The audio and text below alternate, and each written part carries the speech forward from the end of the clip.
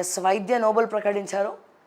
ధరలున్న రైతుకు దగ, వినియోగదారులు చెల్లిస్తున్న దాంట్లో అధిక భాగం ఇతరులకే, మధ్యవర్తులు ఖర్చుల వాటా ఏకంగా 67%, అన్నదాతకు దక్కుతోంది 33%.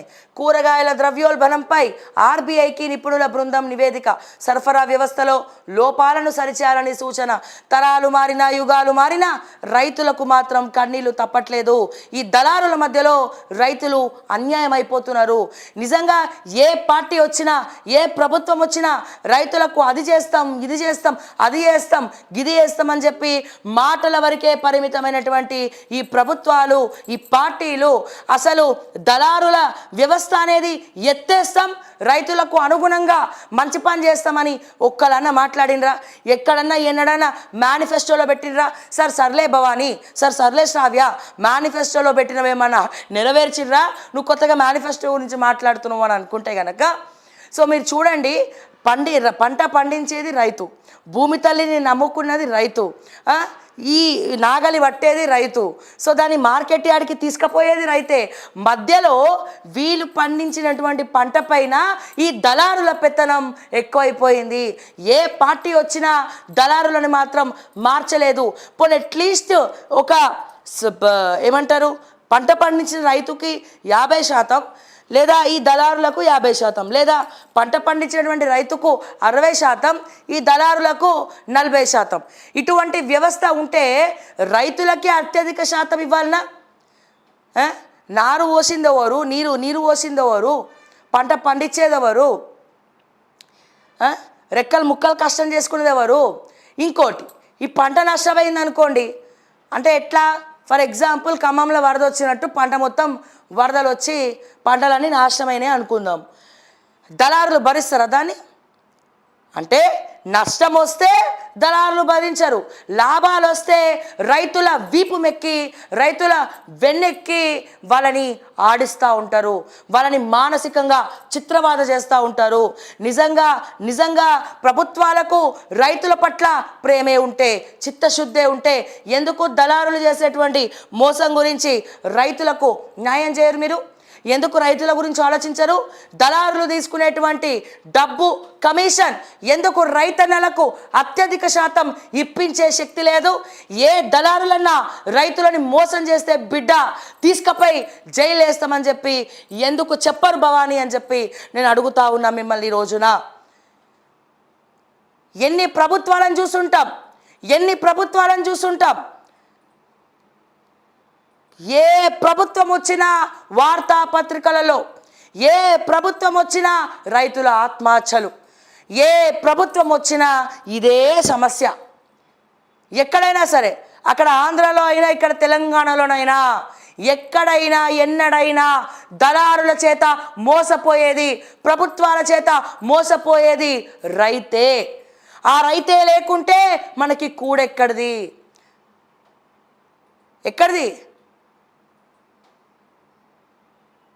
కానీ ఏ ప్రభుత్వం కూడా రుణమాఫీ చేస్తాం, అది చేస్తాం, ఇది చేస్తామని మట్టి పూసి మాడకాయ కబుర్లు చెప్తుంది. కానీ అసలు దళారులు మోసం చేయకుండా ఉంటే రైతులందరూ ఎప్పుడో, మా రైతన్నలంతా ఎప్పుడో కోటీశ్వర్లు అవుతుండే, ఆడ ఎప్పుడో బంగారాన్ని పండిస్తుండే, ఇంకెప్పుడో స్థిరపడుతుండే, ఎప్పుడో ఈ ఆస్తులు అమ్ముకొని బిడ్డల్ని వ్యవసాయం వద్దు తల్లి, వ్యవసాయం చేసినామంటే మళ్ళీ మట్టిని నమ్ముకుంటే వ్యవసాయం చేస్తే దళారులు ఇంకా గద్దనెక్కించుకొని మనల్ని ఆడిస్తూనే ఉంటారు అని చెప్పి వాళ్ళ కొడుకుకి వ్యవసాయం వద్దని చెప్పి ఏ చదువుకో, ఏ సాఫ్ట్వేర్ ఇంజనీర్కో పంపించేసి ఆ ఉన్న అగ్రికల్చర్ ఫామ్ను తీసుకుపోయి రియల్ ఎస్టేట్గా, ప్లాట్లుగా కన్వర్ట్ చేసి వీళ్ళకి అప్పచెప్తున్నారు. అంటే ఎందుకు అప్పచెప్తున్నారు?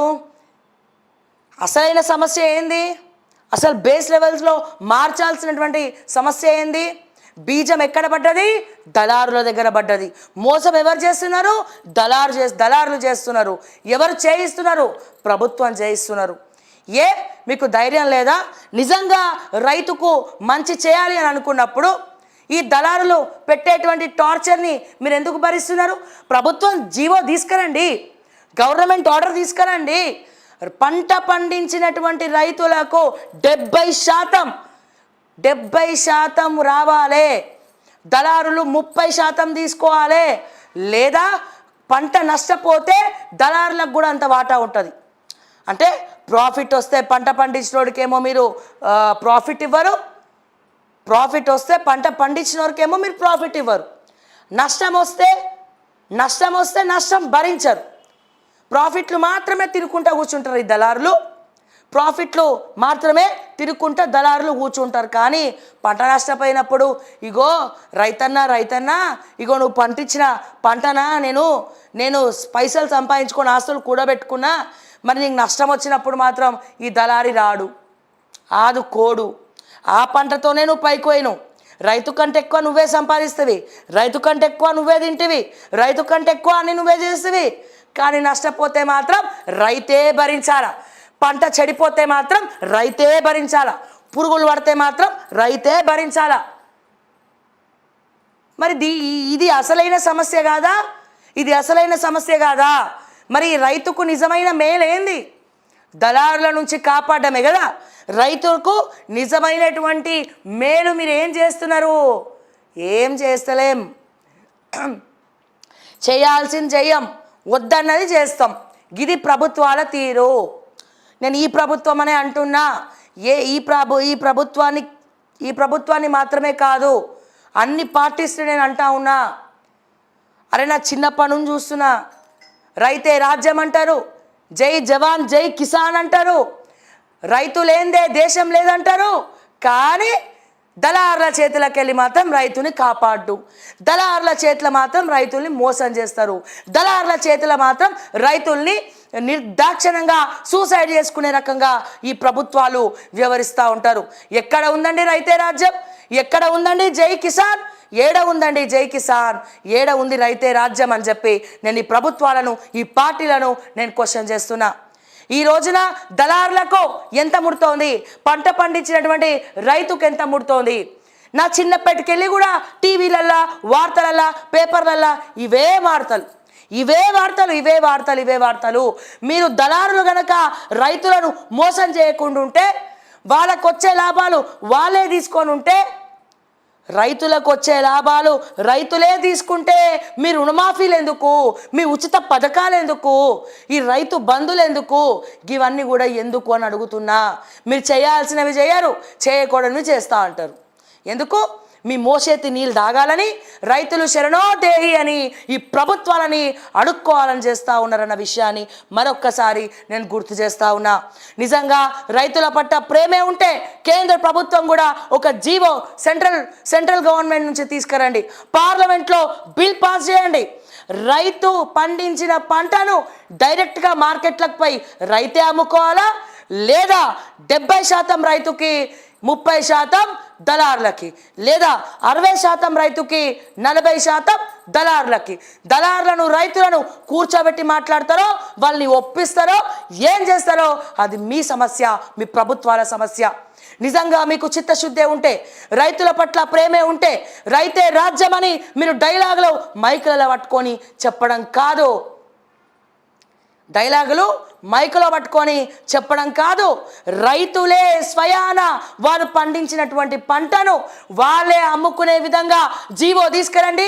లేదంటే దళారులకు తక్కువ కమిషన్ ఇచ్చి రైతన్నలకు ఎక్కువ లాభం పొందేటట్టు చేయండి అని చెప్పి మరొక్కసారి కేంద్ర ప్రభుత్వానికి, ఇక్కడ రాష్ట్ర ప్రభుత్వానికి, వాళ్ళు చేయలే మేమెందుకు చేయాలని కాదు, నిజంగా చిత్తశుద్ధి ఉంటే, ప్రేమే ఉంటే, ఆప్యాయత ఉంటే, రైతు కొడుకు అని అంటావు కదా రేవంత్ రెడ్డి గారు. భవానీ, మీరు రైతు కొడుకు అని అంటారు భవానీ. మీరు మా నాన్న రైతు, మా ఊర్లో పంట పొలాలు ఉన్నాయి, మేము అందరికీ సహాయం చేస్తాం. నిజంగా ప్రేమే ఉంటే, నిజంగా మీరు రైతు బిడ్డ అయితే రైతులకు న్యాయం చేయండి.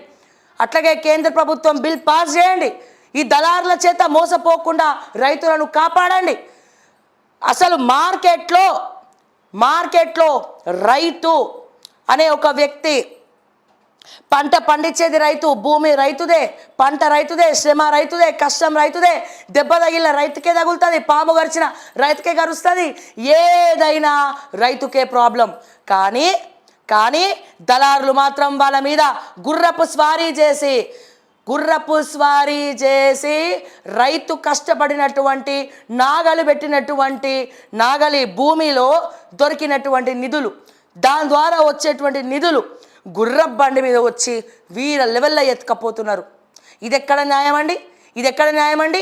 అసలు మాట్లాడాల్సినటువంటి ఇంటలెక్చువల్స్ ఎక్కడి నుంచి మాట్లాడాలా?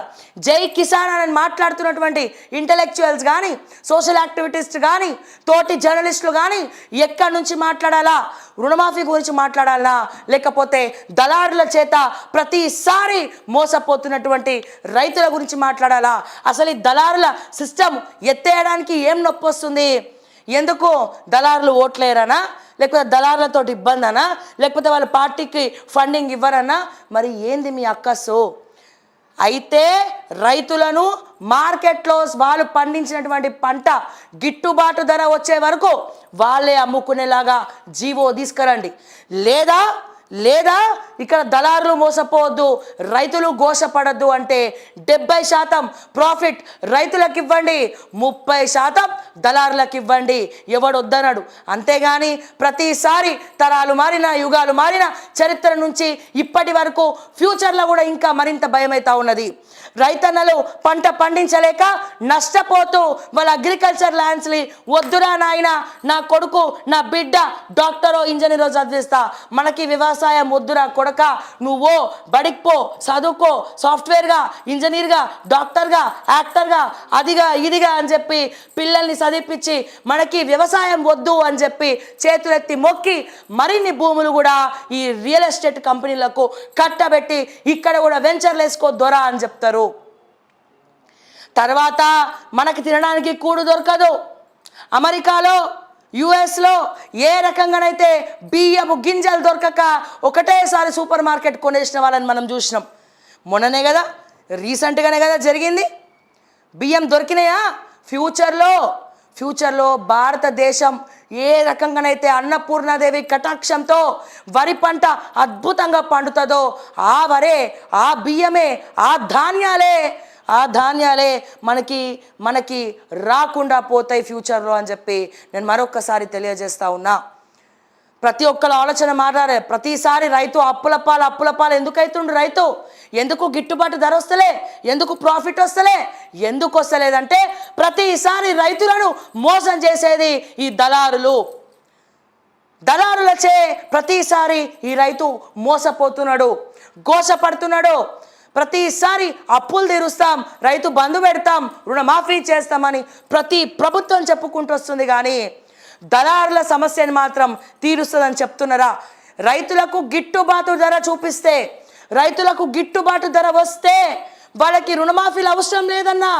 వాళ్ళే కట్టుకుంటారు రుణాలు, వాళ్ళే వడ్డీ ఇచ్చినా కట్టుకుంటారు, వాళ్ళే బంగారం పండిస్తారు, వాళ్ళే మరొక్కరికి అప్పులు ఇస్తారు, వాళ్ళే ప్రభుత్వానికి ఎలక్షన్స్లో ఫండింగ్ ఇస్తారు. మీరు ఫస్ట్ ఈ దళారుల సిస్టమ్ని ఎత్తివేయండి. రైతుల పట్ల ప్రేమ ఉంటే ఎత్తివేయండి. రైతే రాజ్యం, జై కిసాన్ అని ప్రతిసారి మైకులల్లా స్పీచ్లు ఇవ్వడం కాదు, మాట్లాడడం కాదు. ముందుగా తెలంగాణ పేరు మారు మోగాలంటే తెలంగాణలో పలానా ప్రభుత్వ హయాంలో రైతులకు మంచి జరిగింది, దళారుల సిస్టమ్ ఎత్తేయబడ్డది అని చెప్పి నిరూపించుకోండి అని చెప్పి నేను మరొక్కసారి తెలియజేస్తా ఉన్నా. కేంద్ర ప్రభుత్వం ఈ రోజున ఏ నినాదం కోసం కొట్లాడాలి? ఈ రోజున ఎవరి కోసం కొట్లాడాలి? పార్లమెంట్లో రైతులకి సంబంధించి కేంద్ర ప్రభుత్వం ఏదైనా జీవో తీసుకొస్తే రాష్ట్రాలను ససేమిరాది ఫాలో అవ్వాలి. ఇది కాదని చెప్పి ఏ దళారులన్నా వేలు పెడితే, ఏ దళారులన్నా రైతులతో ఆడుకుంటే వాళ్ళకి కఠిన శిక్షలు విధించేటట్టు రాజ్యాంగంలో అమర్చండి, బిల్లు తీసుకురండి. నిజంగా రైతుల పట్ల ప్రేమ ఉంటే రాష్ట్ర ప్రభుత్వానికి కానీ కేంద్ర ప్రభుత్వానికి కానీ ఏ పార్టీకైనా సరే ప్రతి ఒక్క పార్టీ నాయకులు రైతుల పక్షాల మాట్లాడుతూ రుణమాఫీ గురించి కంటే ముందర కూడా రుణమాఫీతో పాటు దళారుల చేయబడే మోసాన్ని ప్రశ్నించండి. ఈ దళారుల సిస్టమ్ని తీసేయమని అడగండి అని చెప్పి నేను ప్రతి ఒక్క పార్టీ నాయకుడికి చెప్తున్నా, ఇటు ప్రతిపక్షాలకు చెప్తున్నా, ఇటు ప్రభుత్వానికి కూడా చెప్తున్నా అని మరొక్కసారి ఈ విషయంలో గుర్తుపెట్టుకోండి అని చెప్తా ఉన్నా నేను.